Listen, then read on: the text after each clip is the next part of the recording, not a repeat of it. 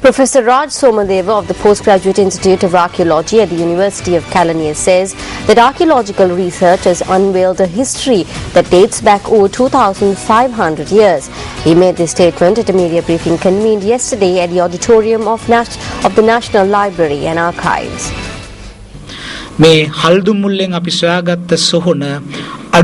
cemetery that we uncovered in Haldumulla dates back about 1,300 years before the story of Vijaya. People had used the Beragala cemetery in 2,400 BC, that is about 4,400 years ago. We constantly speak of 2,500 years of history, but now we are on the threshold of doubling that history. About 2,000 years before the Indian invasions, the people here were not simply wearing leaves and residing in the hills using rudimentary bows. They buried their dead and held funerals. They heated iron. They engaged in pottery. All this tells us another story. Either they were on the brink of becoming an agrarian community or were already an agrarian community.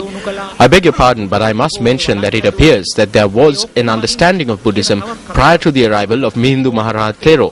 I am not making this statement in passing. There are two notable features of the Brahmi carvings found in the caves. One is that some of the letters we have found are unlike any other in Sri Lanka. Factors of the Dhamma with a lot more depth than those carved by Mihindu Maharaj Thero have been found in Kaltota and Kuragala. The Mahavamsa tells us that when Vijay came to the island, he was carrying a bag of iron, a bag of paddy and other things. No, those are stories that have been put together for whatever reason. Some might wonder now how Buddhism could have come here before Mihindu Maharaj Thero. We have the courage, the ability and an avenue to go back on now.